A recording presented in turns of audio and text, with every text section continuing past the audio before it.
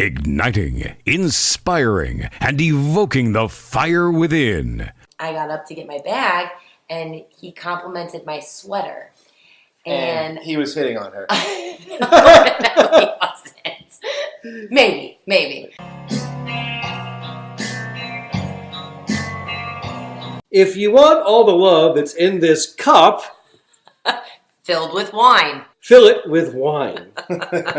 And they're calling me Coach Burke, and they're calling him Coach Brooks. I'm like, the other coach is Coach Brooks is Garth. It's actually Garth. That's Garth. It's Garth. Yeah. It starts with being a good person. If you're not looking out for your customers and being a good person first, then it's going to be a very short-lived career. The What's Your Inspiration podcast with Fuchs Beyer. Hello, everybody. On this episode of the What's Your Inspiration podcast, we have author, speaker, CEO, and retired colonel in the U.S. Marine Corps, Len Fuchs. Len offers leadership principles that work. This should be fun.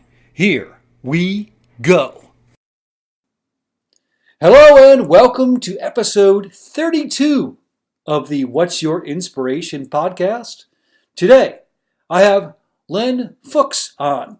Len is an author, speaker, CEO, and retired colonel in the U.S. Marine Corps. Len, how are things out in Arizona?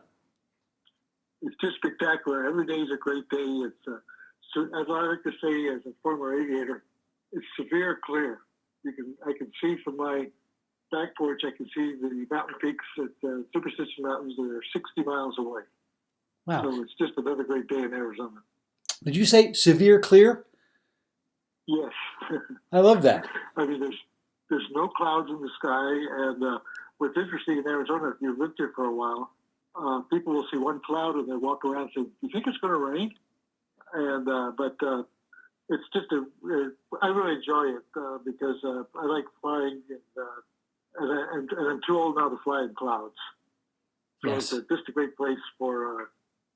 We just finished spring training out here, and spring training was always a great event. It's very casual, and it's just nice to go and watch the new people trying to become major league ball players. And it's just a great place in the spring. And as I like to tell people, there's two seasons in Arizona. There's summer, and then there's nice. Summer's just a little bit warm. I got you. That's a cool way to put it. I have a friend as well, and he lived in Arizona for years, and he said, listen, when you look at the thermometer most of the time in those summer months, it's going to be 100 degrees, so you might as well not look at it at all. Exactly. That's the way to do it. I would think so. So, our relationship started, I would say, over 10 years ago now, when a friend of mine, Stuart Lake, who was the first guest on my podcast, he met you on a plane on his way to do some recruiting. And, shortly after that ride, he said, I met this guy, Len Fox, and I think you should really get in touch with him. He's just somebody that's very, very engaging and could help you. And your words, you might not know this, but your words, specifically your leadership principles, have really had an impact on me. And nowadays, you are the founder and founder of an executive leadership training company. Tell us about it and what it entails.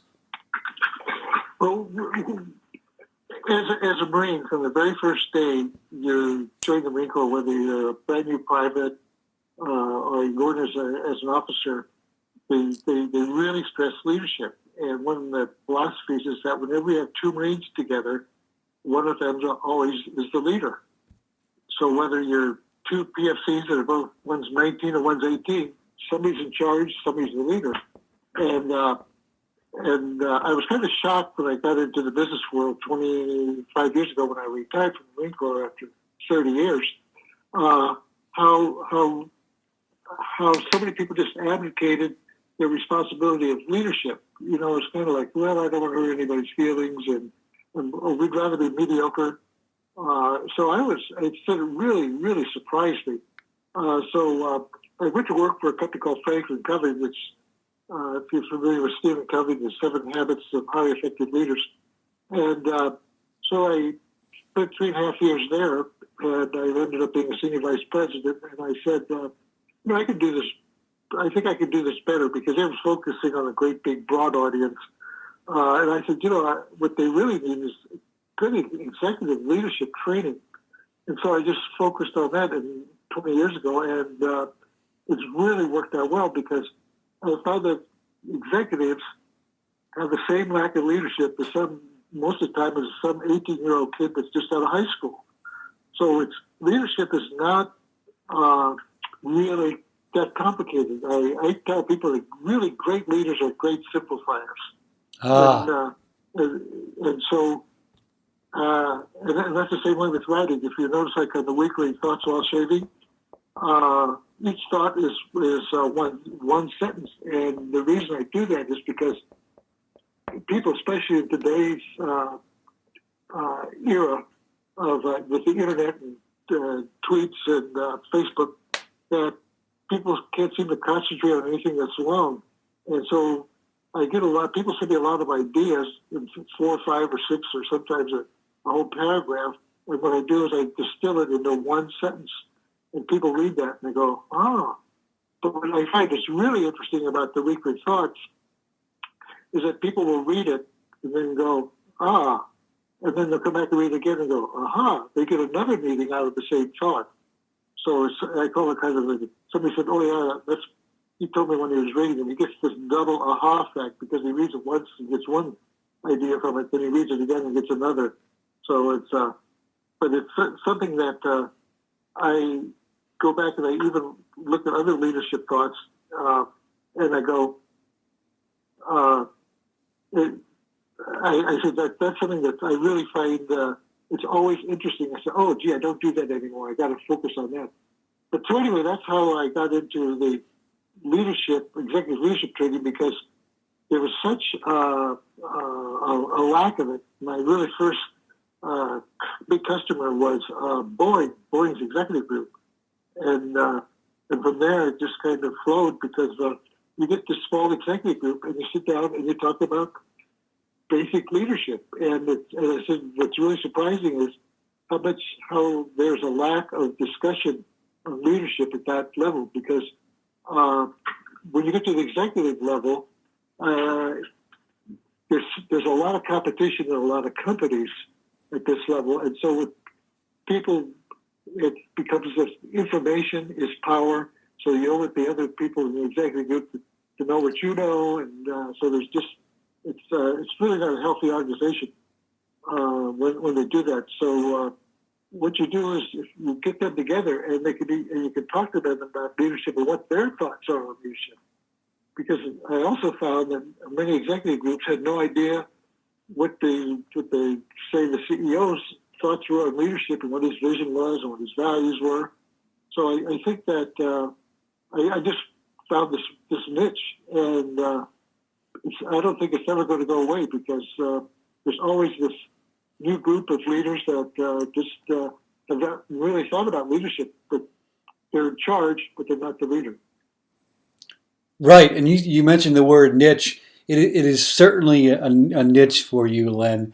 I mean, just to give you an idea, people who are listening, these thoughts while shaving, every Sunday evening I get them, mm-hmm. and I read them. And correct me if I'm wrong, I received this past Easter Sunday Thoughts While Shaving number 1003. I think it's 1005. 1005. It is an astronomical number, but like you said, they are short and to the point. And I think that really strikes a chord into today's audience, who have a problem focusing for long periods of time. So you've really identified the audience and how to reach them. They're wonderful people. And at the end of the podcast here, I want Len to, if he would share his email, so that you, the listener, could get in on this, because you are, I think, always been at the cutting edge of what they are, common sense leadership principles.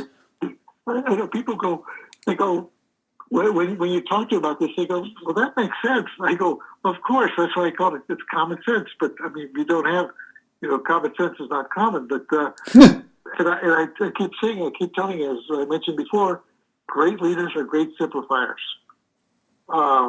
It's like I remember when I was in the Marine Corps, one of the first schools I went to, they taught as an officer, they talked about people have to understand what you're telling them, and they give the example of Napoleon's corporal. Napoleon, whenever he had his staff write the battle plans, he'd have his corporal read it and tell him, okay, what did they say? So if his corporal couldn't understand it, how could then he control his army if the people at the lower levels didn't understand what they were trying to do? So Yes. that's what I really see. It's great simplification. A couple of things personal things I do to simplify things is that for the past 20-some years, when people send me an email, I said, hey, I ask a question, and I for some problem we may be having or something I want more information on. I said, hey, don't send me anything more than 5 or 6 sentences, because if you can't answer it in 5 or 6 sentences, I've asked the question in the wrong way and you don't understand what I'm asking, so that's my fault. Because otherwise, a lot of times when people ask a question, especially the boss, and it's not very clear, the people will write pages and pages trying to figure out what the real question is and trying to make sure they get the right answer. So I think that's the simplification too, because it's you have all kinds of people in your organization, and everybody has to understand where they're going and how they're supposed to get there. And it's your job to make it very, very simple. It's very, very clear, really. When you make things more simple, they're more understandable, and you get more out of them. Mm-hmm. A phrase is kind of ringing in my head right now. Less is more. Does that make sense to you? Yes, of course. Because it's like I still like Vince Lombardi. When he took over the Green Bay Packers, when he was coaching, he said, "Let's start at the basics." And he said, "This is a football." And some people try to make things too hard. My one grandson, who also helps coach baseball for club teams, he starts it off every season. He says, "Okay, now this is a baseball." So sometimes we get so carried away with the sophistication of what we're trying to do.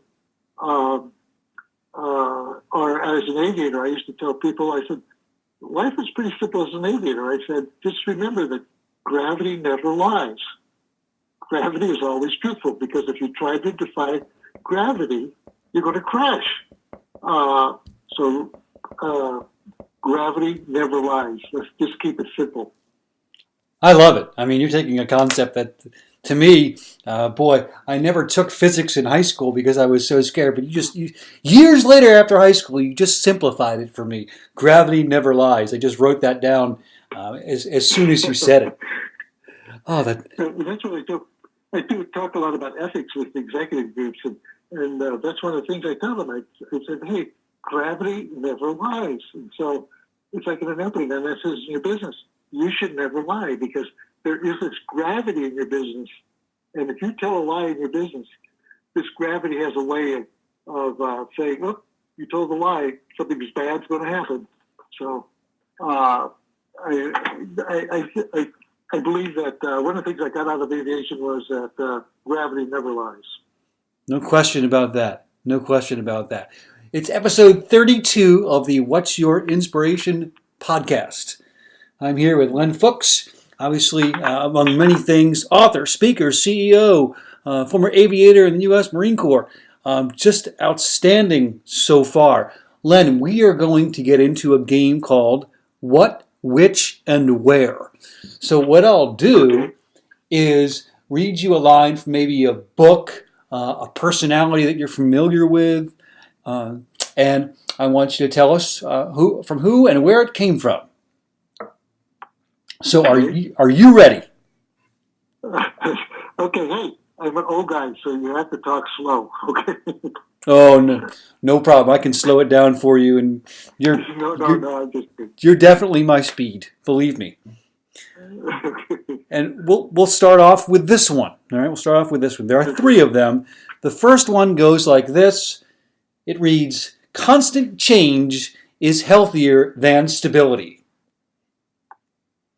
Okay, I'm familiar with that, but I think it was like the guy who did the 60-minute man, the 1-minute manager. I can't think of, but I think it's one of those type of individuals. Len, I'm going to give you your own advice. It could be like Thomas Edison or it's really familiar, but there's one of these I don't know who said it. I'm going to give you your own advice. Simplify it. Simplify it. Simplify it. You be a great leader. Think like a great leader, and just simplify it. I'll say it again. Constant change is healthier than stability. Boy, you got me on that one. I shouldn't have. I have that down as you. Yours, you. Oh, really? It is you from Volume 1, Thoughts While Shaving, Common Sense Leadership Principles. Okay. Well, there's only 6,000 thoughts over 20 years, so every once in a while I fail. That's quite all right. That's quite all right.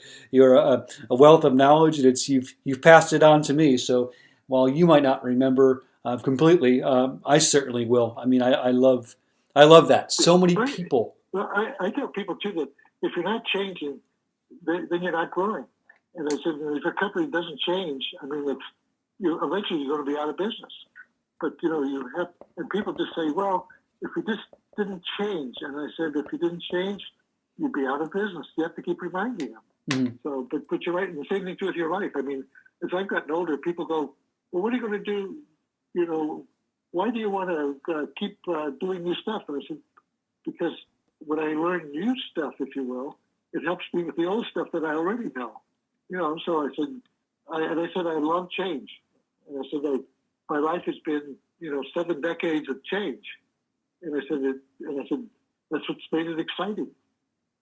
It certainly is. I mean, you could tell in your personality that you're a positive person. I go back to our last conversation we had. It was probably 2 weeks ago, and you told me, Fox, I choose to be happy, not in a Pollyanna type of way. 90% of what's happening in the world is good, and that's just kind of that's how I know you, and that's who you are. Yeah. I mean, as we were talking earlier, before we went on the air, is that there's so many good things in our lives, and yet there's 99% of what happens to us every day is good, but there's 1% that may be bad. So what do we spend 100% of our time on? That 1% that's bad. Yeah. And I said, that's not the way it should be. I just said, I like being happy. And I said, because it's my choice. And so I reflect on the good things. And to the bad things, hey, if it's only 1%, I can handle that. I said, okay, that's a problem. I mean, I'll look at maybe a brief solution and then walk away from it. So we choose to make ourselves happy or unhappy. Yes. And I'll go back to a previous podcast I had with Elon and Guy Ferdman. They're motivational speakers like yourself, and Elon said at the end of the podcast kind of what you're saying, and I'm going to quote him verbatim. He said, "We focus on this negativity all the time." He said, scientifically, it's perfect. Always, always, always. And when you get that, you can respond to things differently and tell yourself, this was just here for my perfect moment, and you can move on. Well, it's interesting is my one young granddaughter, she's a junior at Pepperdine now, but quite a few years ago, she said, Grandpa, what do you really like doing? And I said, I like being challenged and fixing things. And she goes, oh, really? And she said, what do you mean? I said, I'm like a used car salesman, that if you walk onto the used car parking lot of my life, I qualify you. And I said, I wonder if I can help that individual. And sometimes people, you really can't. But, everybody that you meet, you say, I wonder if I can help them. And I said, that really makes a difference in my life, because a lot of times they ended up making a bigger effect on me than I made on them. Yes, Definitely well put. We don't realize the impact we have on ourselves when we help somebody else, because we'll always have done that. We'll always have given that. That makes a lot of sense. Makes a lot of sense.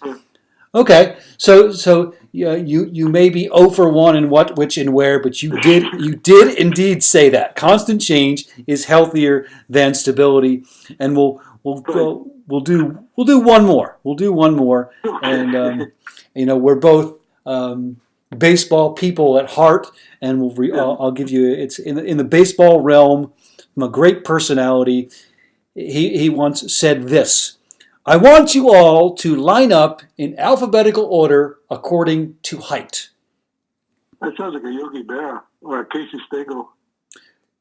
It is. Which one? Boy, I'd say Yogi Berra probably. That's what I would have thought. It is indeed Casey Stengel. Indeed, Casey Stengel. Interesting. It is. The professor. Yes, the old professor. And you, okay, thinking back to a previous conversation, you sort of have a family connection to Casey Stengel. Do you want to explain? Yes. One of my dad's grandfather's cousins, because this is from the 30s, he always wanted to buy a baseball team. His name was Len Fuchs, but they used to call him Judge Fuchs. And so anyway, in 1928, he wanted to buy the Yankees, but they weren't for sale. So he bought the Boston Braves, who are now the Milwaukee Braves. They're the Atlanta Braves. But he bought them, and he from 28 to 35. And then the Depression hit, and the Braves were always really bad. In 1934, they finished second, which was the best they'd ever done. So anyway, he bought the Braves, and he had kind of a minor league system.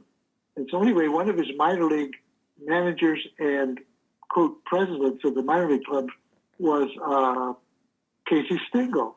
And Casey Stengel was really kind of an interesting individual even then. And it was the Worcester, Massachusetts team that he was the manager and, quote, president. So, but anyway, an offer came along with Toledo, which was a AAA team, which was a higher level than in Worcester, Mass.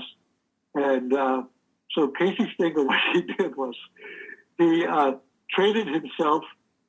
He traded as the president of the club. He traded himself to the Toledo baseball team, and then resigned as the president of the club, and kind of left Judge Fuchs in the lurch. But that's not nice doing that to Grandpa. Pardon me? That's not nice doing that to Grandpa. No, I mean, it wasn't. No, but anyway, he was my grandpa's cousin, Judge Fuchs. Gotcha. Okay, got you. But the other thing is, there's still baseball writers in Boston every year give the Judge Fuchs Award for good sportsmanship, etc. With the Boston baseball writers. But the other thing is interesting. In 1935, he signed Babe Ruth to his last contract, and Babe Ruth was not in great shape at that time, but they were in Pittsburgh in the midway through the season. Babe Ruth had 3 home runs in that game and then retired. Yep, over in Scheid Park, is that right? No, it was Forbes Field in Pittsburgh. Forbes Field, excuse me. Babe Ruth, his last 3 home runs. Wow. But anyway, when he retired, in 1935, he had to sell the team because of the Depression. He was like $500,000 in debt, but it took him, after he sold the team, to make sure everybody got paid off, and he went back to being a judge. Also, what was interesting, he and Connie Mack were the only 2 major league managers that managed in civilian clothes. And Judge Fuchs managed the team for 1 year because he couldn't afford a manager. Yes. So if you wore civilian clothes, you weren't allowed to go onto the playing field. So you managed from the dugout, and you sent your coaches out to talk to the pitchers or do anything. So that was kind of interesting, a little bit of trivia. So anyway, I don't know how I got off on that topic, but it's just kind of, I find it interesting.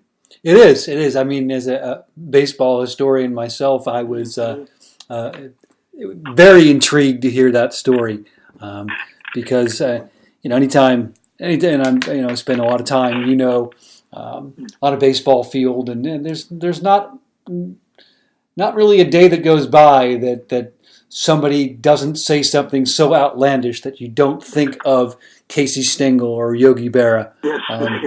And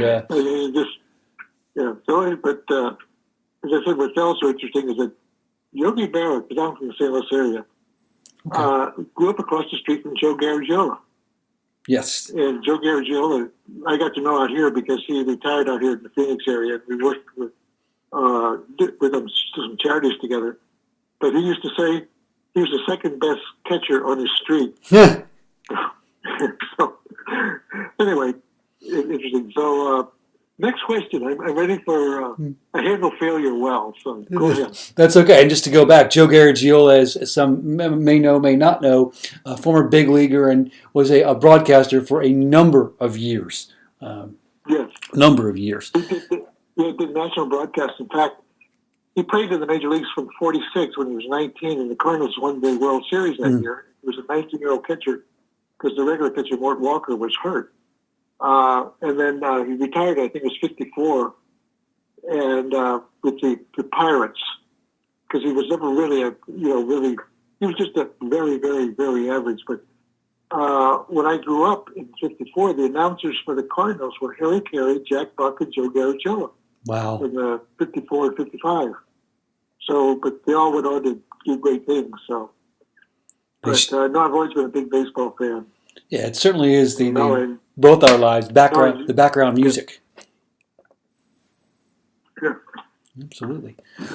Okay, we'll go on with it with a third question here. And what, which, and where? All right. So you're seeing that these have relevance to your life, and most times that person. My apologies. I That don't understand.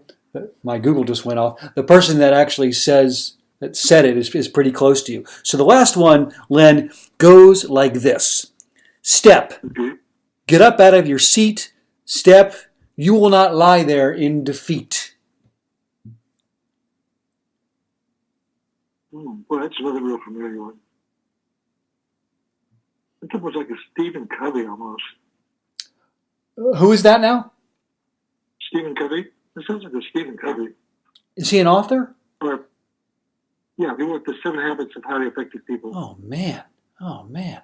That's flattering because that quote was a part of a poem in my book called Step. Oh, yeah. In fact, I'm looking at your book right now. Okay. As well am I. No, that's very good. I mean, that sounds like a Stephen Covey almost. I mean, but that's very good. Oh, why, thank you. I have to go back and reread your book because I read it when you sent it. And as I said, the nice thing about getting older too is you forget fast.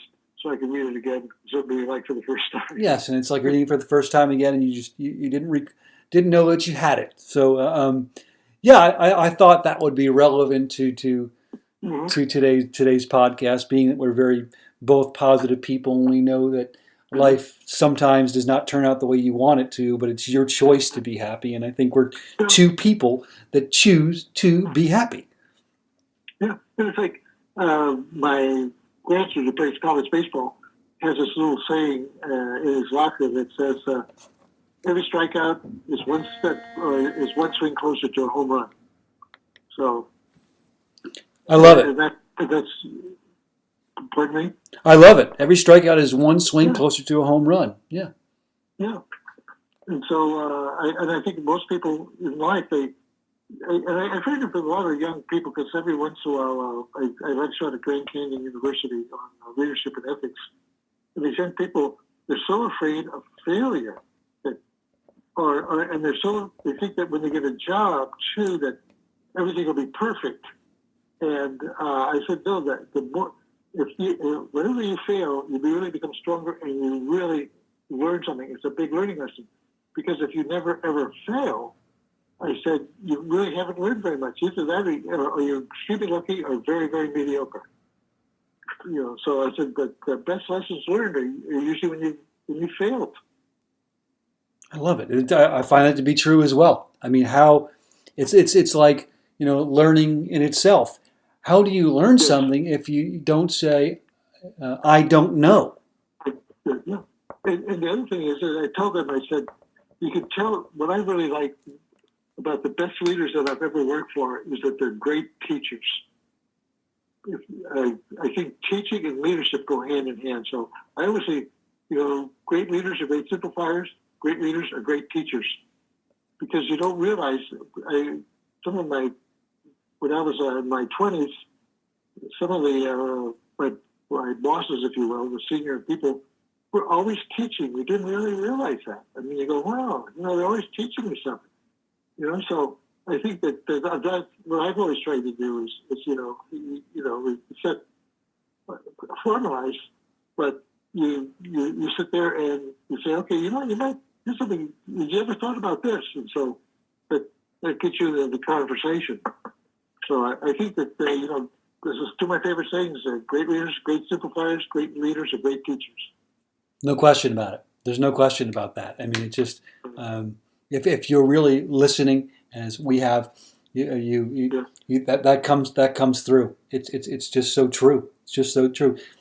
Len, we're gonna wrap up here on episode 32 of What's Your Inspiration with this. Mm-hmm. We know all heroes don't wear a cape. If you had a chance to spend an hour talking to either Casey Stengel or Connie Mack, who would you choose and why? I would choose Casey Stengel because he was a man who was actually very, very smart. And in fact, he was very big in banking, and he was president of a couple of banks, and he was very, very good about a lot of different things.